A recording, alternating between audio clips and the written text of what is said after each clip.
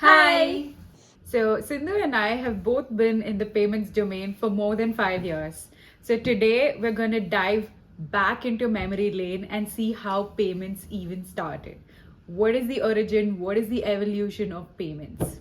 So, Sindhu, what do you think is the oldest payment method? How did it all start? I was just thinking, recently we are used to paying by mobile cards, but going back, it was all just exchange of things, barter system, where let's True. say a person grows some grain or he has some commodity in excess, he used to exchange it for something else which he was lacking, Yeah. so that you can live a comfortable life. That's how things started, like exchange of goods, exchange of cattle, exchange of grains, etc. Sometimes even exchange of services. It was on your negotiation Exactly. skills. It was just how well you can sell whatever you have. But I think the major flaw in this was it was all simple, easy, all of that taken, and no foreign exchange, all of that. Yeah. But it was very difficult to put a value to it. Thinking about it, I think that's how the precious metals came into the picture, right? So that was Yeah. the next step. Coins. So originate. I know today it's just probably some random metals, but then That in point of olden time, days it was gold. like silver, gold, Yes. titanium, more richer or more expensive. Something which everybody knows. Gold was like the most known metal, like it's like super famous for ornaments and all. So everybody knows it's valuable. I think there was a period of time where kings and all were there. That time, pearls, gold, and these were all used for exchange. But then at some point, it changed to paper money. Like, why do you think that happened? So I think the most obvious reason which comes to my head is if you want to buy something extremely expensive, you needed a lot of these coins. Oh, you can't So carry like huge yeah. sacks, like everywhere. So that whole load is like an extra labor probably, and that's when they started giving like paper money a value. So a simple light piece of paper can serve the purpose of say 100 coins or 1,000 coins, and everybody agreed to this common understanding, and that's how paper money came into the place. I think it's exactly true. It's like a calibration problem. You Yeah, can't yeah. always have like small money. You need to keep growing there. Exactly. Yeah. So where do you keep your money? You put in your stocks, you put in your banks.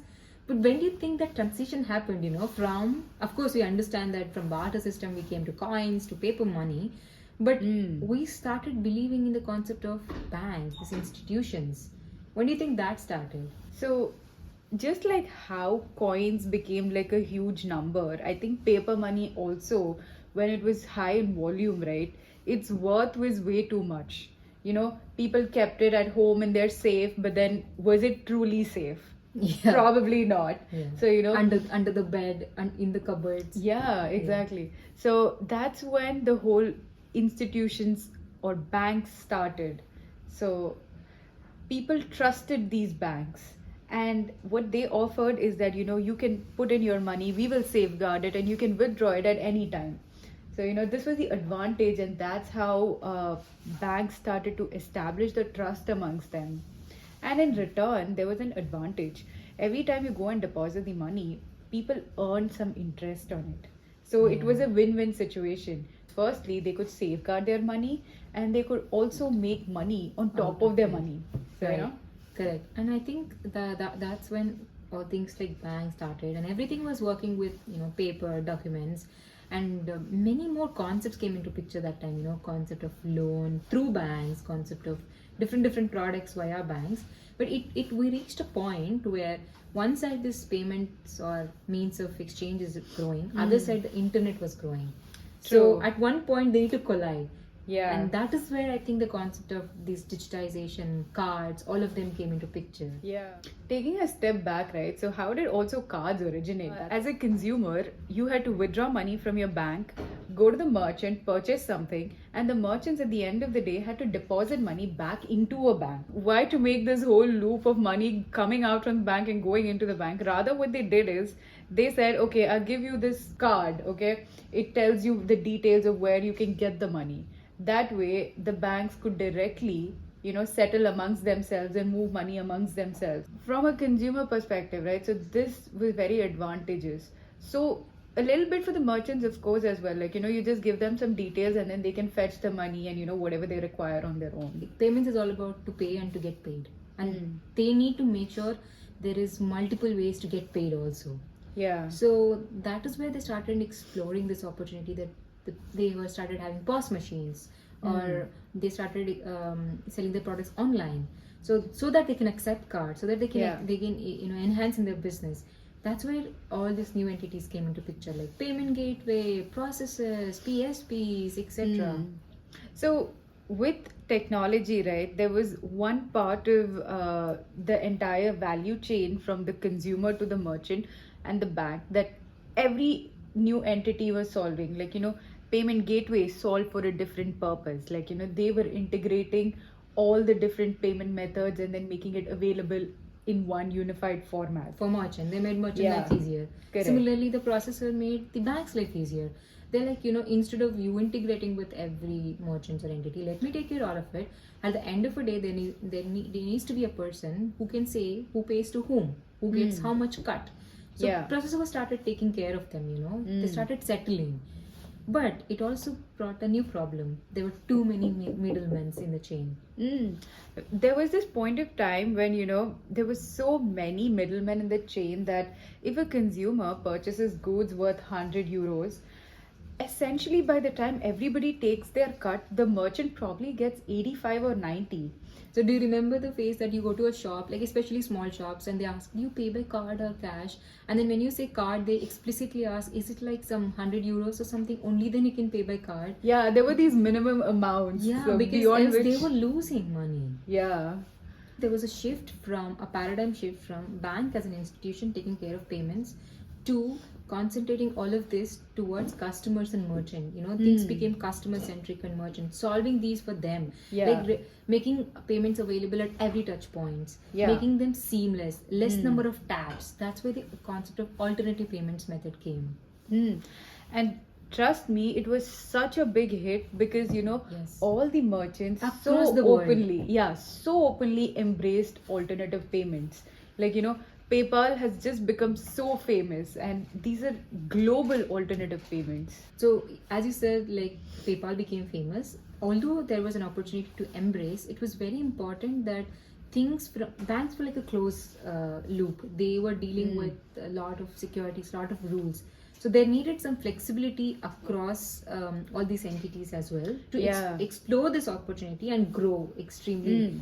Very true. And that's where I think the regulations and the change in regulations, right, that played a very important role. Yeah, it became a catalyst for the whole of this alternative payment. Definitely. So basically, with these regulatory things, right, there was a lot of freedom for fintechs to explore. Yeah. So, banks had to share customer information with, of course, the people's consent to third parties. And these fintechs, which were actually being very innovative in this space, they really could just race past all the hurdles and then come up with absolutely innovative solutions. Yeah, I think during that time, every country was exploring all of this by their own, and plethora of local payments methods came. Like, for example, in India, UPI, Europe, Ideal. Yeah. Like, each of the countries came with their own local payment methods, abiding to their regulations and making it easier and localized to what people do there. The localized payment methods, right, they've also really hit it off because firstly COVID, that brought in a lot of digitalization and no one was keen on touching anything else. That's not the only thing. Like, although we are growing crazily to pay and to get paid, it's also very important that the security side of it is taken care. And we see a lot happening over there, like fraud detection, risk analysis, fraud recovery. All of this is also growing at a very good speed as well. Like, there are so many companies which are focusing in all these different areas. For example, right, everything we've spoken about today, the whole evolution of payments, is from the perspective of a consumer. How did payments experience improve for him? But when you look at businesses, the way they pay, it's probably like a decade backwards. So, they don't have that convenience, they don't have that flexibility. And that's where companies like Sprint are coming in, right? So they are bringing in that flexibility into B2B payments. Yeah, while Sprint is working on such things, it's also important that we are moving from like bank or Yeah. like a payment as a solution to engagement banking side, like where we engage the customers, we make merchants and customer life easier. That's where companies like Backbase are working towards. Yeah. So I think the regulations and technology all put together, right, are really helping a lot of innovation. We've really come a long way from the barter system.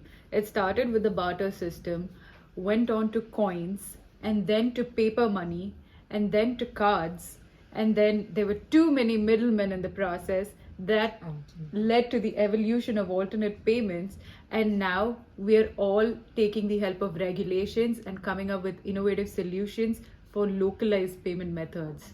So yeah, we've definitely come it's a a long crazy way. world. It's really interesting. We are intrigued and excited to know what's going to happen and how the payments world is going to grow. Do comment what you think is the next for payments. And also subscribe to Behind Product for more such interesting discussions on payments and products. Bye.